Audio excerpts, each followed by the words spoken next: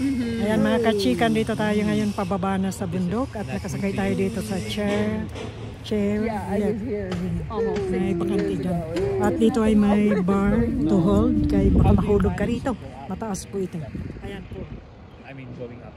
Duyan. Aakyat ka muna dito sa bundok para makasakay sa duyan. Ayan na. So ayan, enjoy natin ito sa mainit na araw. Malamig po rito kahit tanghaling tapat dahil maraming isla sa palibot nito. Dito po ito sa Big Mountain, dinadayo po ito. Ayan, marami pong pumupunta dito dahil they have expanded so much. It's like ayan, maraming turista dito. Ayan, may mga bakante pang duyan. Ayan, mga bahay in Singapore, but they put a lot of safety. Pwedeng sumakay dito at tumalon dyan sa bubong ng mga bahay. yeah. So ito po ang tourist place ng Whitefish. Ito po ang Big Mountain, talagang big na big ang mountain na ito. Dito dinadayo ng mga skiers ang lugar na ito. Big Mountain Resort. Dito lang po sa Whitefish, Montana. Ayan, duyan. When I was on my way Yan ang up, bahay. say,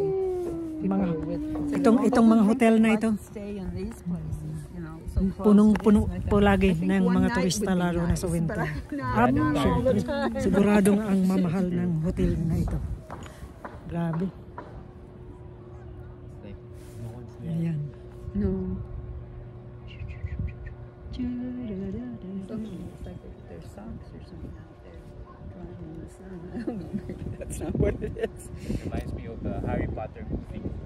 Oh. These are all occupied when come winter. All occupied. I imagine so, yeah. I don't Very know. expensive. But, oh, yeah. I was There's the telling bee. your son that someone said Dito that. ay walang langaw o lamok, mga bubuyog lang po ang talagang kakagat sa iyo. Sting. Bee. Marami. Talagang maraming bubuyog dito. Ayan.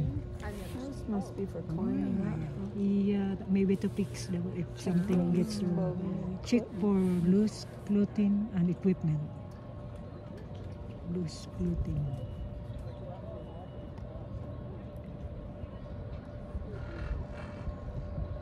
Yay! Getting closer.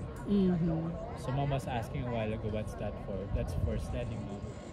Like the slide over there, the white. It's just for sledding. Oh, for sledding. Oh.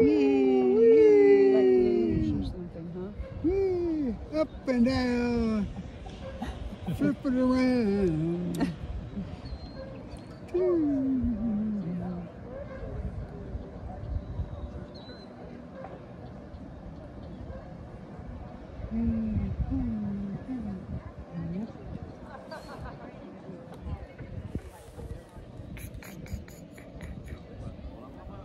Makabitin tayo dito. Duyan. When I visit them here in Montana, I usually go with them with the seniors because there are a lot of nice places that you go to, Yeah. including the treasure hunt, going to the thrift stores. Really? Yeah, I enjoyed it. Did you? I'd be afraid to go to that because I'd want to buy too much stuff. I need to be getting rid of sa stuff, likod not natin, buying more. Ayan. At ito naman sa harap. Yeah, I enjoy having the tours and things that for seniors.